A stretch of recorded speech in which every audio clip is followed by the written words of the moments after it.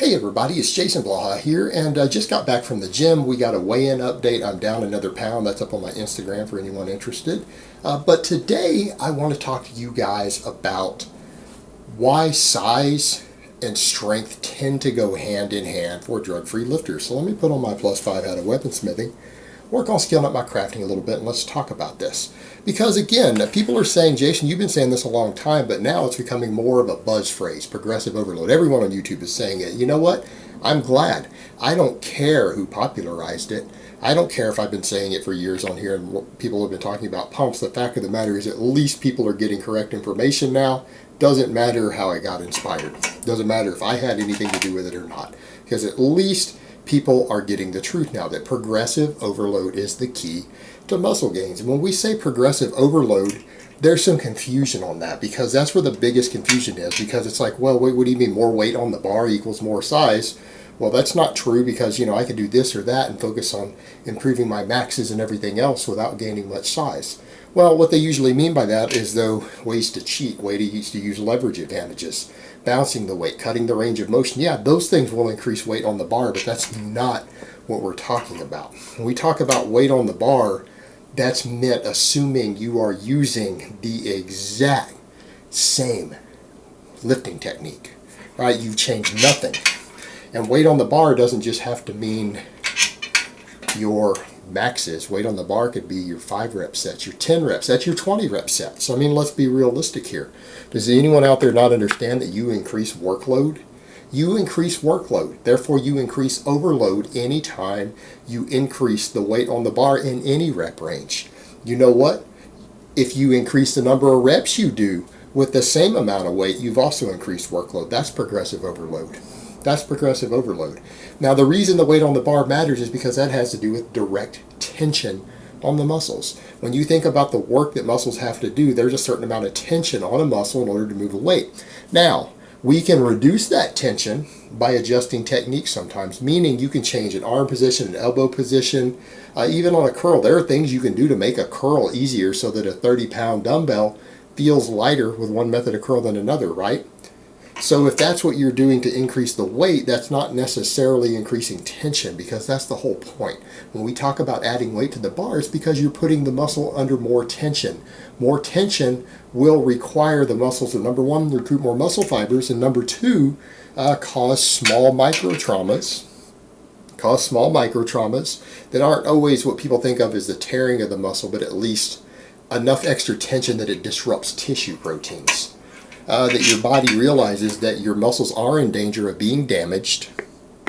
They're in danger of being damaged in the long term unless the fibers get thicker, right? It's your body's defense mechanism against injury. That's the best way to think about size. Muscle hypertrophy, the actual tissue's getting thicker, not just storage factors, because volume and everything definitely affects storage factors. It can cause muscles to hold more glucose, more triglycerides, and more water. Well, that'll pump them up too. But when we're talking about permanent changes, something that's long term that doesn't just change based upon your diet day to day, or the amount of cardio you've done this week, or the amount of water you drank, we're talking about tissue changes. That is a body's defense mechanism against injury. It's not that people are tearing down muscle fibers the way that they think of. It's that they're making the body disrupt the muscles enough that they are in danger of tearing down if it's chronically applied. And the body's defense mechanism is to say, well, I better make this muscle thicker so it doesn't get damaged. Just like a rope. If you put enough tension on a rope, it'll snap. But if that rope is a little bit thicker, it'll take more tension to snap that rope. That's a good way to think of it if you're hanging weight on it, because that's what muscles do. They have weight basically attached to them that they're pulling against, just like a rope or a cable. The thicker they are, the harder they are to break. All those individual muscle fibers, just like the fibers in a rope or in a cable. Very similar in a lot of ways. At least if we want an analogy. So tension, the amount of direct tension that a muscle is subjected to, does matter for hypertrophy. So when we talk about weight on the bar, that's what we're talking about. But you know what? Once you've locked into a technique, let's say you do pick a technique that lets you lift more weight with less tension on the muscle because of angles or positions or ranges of motion. If you get stronger inside of that technique, what happens? You subject the muscle to more tension, more mechanical stress. The body will respond to that over time by making the muscles thicker if you subject it to that chronically, because it is afraid they will tear if you don't. Right? That's a basic survival mechanism of a living organism. Well, the same thing happens with workload. In other words, if in a course of a workout you subject a muscle to, let's say you're doing 100 pounds on an exercise for 5 reps, what happens? You go to 6 reps, 7 reps. You're subjecting the body to a higher workload. Well, it's the same thing as if you were to take a rope and pull it 10 times with a given weight. That's going to put more tension on it. That's going to create more work, more demand over the course of the workout, that more and more tension is being applied repeatedly. That can also induce the same thing, because the work that the muscle is being subjected to is an injury risk for one, and number two, muscle fibers start getting fatigued. The more muscle fibers you're recruiting over the course of a workout, the more demand you create for those fibers to thicken up, because they are being worked and then they're being pulled upon and having to pull against stuff. Each individual fiber, your body will thicken them up over time. And so even with the same weight, if you do more tonnage with the same weight, you're going to get bigger. So I mean, even if you were to keep increasing volume with the same weight, and that could be reps or sets, you are creating more demand on the muscle. You are increasing the injury risk internally to all those individual fibers. Your body responds by making it thicker. Well, here's the thing. Muscle fibers can produce a given amount of force, and that force is a pulling force. Like, people think of, oh, you're pushing a weight, but you're not. Muscle fibers are contracting to push. In this case, your chest is pulling in, right? The muscles are contracting in to move your chest forward. Your triceps, because the elbow's coming out, are pulling. Muscles only pull. But so when you're pushing like that, those muscles are actually pulling inward. And when you pull, they're pulling also. So that's the best way to understand it. They produce a given amount of force. Any given muscle fiber, when it's recruited, produces 100% of its force. And muscle fibers don't produce more or less force other than their size. They either 100% recruit or they stay relaxed. And so when you produce more force or push a heavier weight or push harder, it's just more muscle fibers involved. Now, if those muscles get thicker, they produce more force, do they not? And this is basic biology. So if you take a given muscle, about 5,000 muscle fibers through your triceps, right? And you make them 30% larger through workload, they now have 30% more size. They produce 30% more force. That means that your tricep, when those muscle fibers are recruited, produces 30% more force. That means it can lift 30% more weight roughly with the same amount of speed. So when you understand it from that perspective, it is tension on the muscles, whether it's direct mechanical tension from a single time or an accumulation, which creates metabolic fatigue, because again, chemical cleaving of the muscle fibers, which happens over the workload of a workout. If either one of those are increased chronically, the muscle fibers that are subjected to get thicker. They get thicker, they grow. They grow. That's your body's defense mechanism. All right, that's the way you need to understand the way the body adapts to training. It makes muscles thicker as a way to protect itself from damage. The strength gain is then a side effect of it, because if all those muscle fibers in that muscle got 30% thicker, they produce 30% more force. That means that muscle is now roughly 30% stronger, right? So therefore, it can lift more weight. But that also means it could lift a lighter weight for more reps.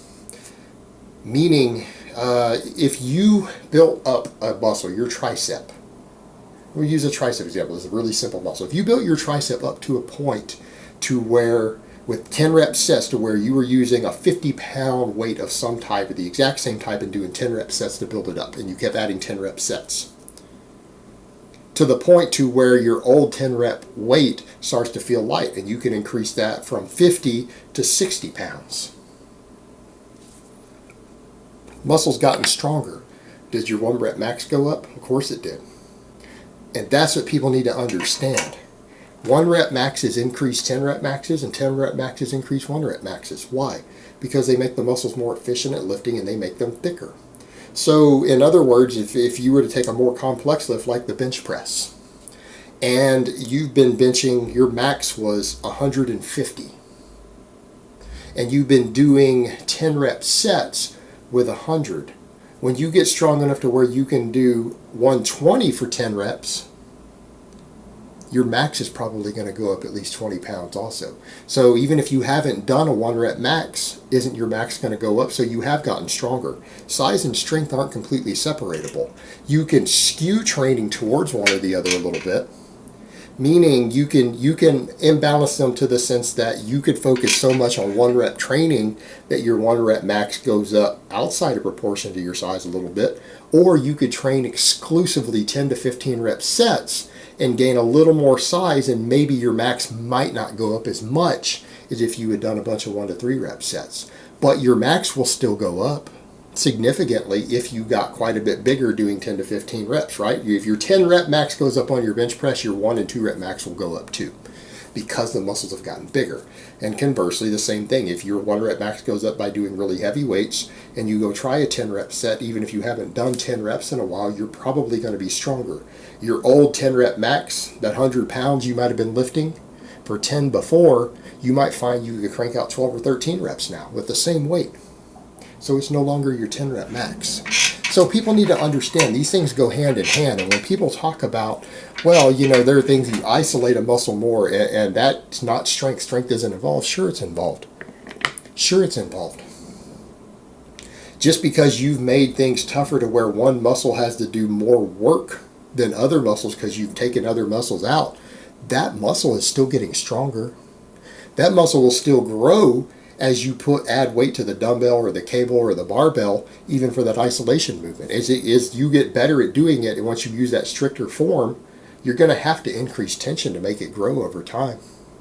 And that will cause the muscle to get stronger. And you know what? If your bench press, if you did a bunch of high reps on triceps and your triceps got bigger and your triceps were the weak link in your bench press, won't your bench press go up? Of course it will.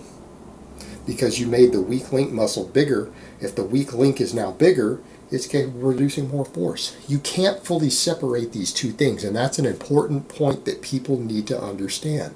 Progressive overload is the key to both size and strength for the drug-free lifter. They're not completely separable. You can focus a little more on one versus the other and slightly skew the ratios so that you gain either a little bit of 1 rep max strength more than size, or vice versa, but they will both always go up at the same time. All right, and they're not going to see a massive change in one without a significant change in the other. It's just not going to happen. And when you understand that, it starts to make more sense, and that's the reason people can get bigger and stronger both using different protocols, using different rep ranges, everything else. That's why there are some really big, even natty bodybuilders who still do very heavy 1 and 2 rep sets. There are plenty of powerlifters who do 10 and 20 rep sets. Because these things are associated. They do go hand in hand. You can't separate them. Alright guys, but that's really all I have to say on that today. I hope it's been informative, and I will talk to you guys next time.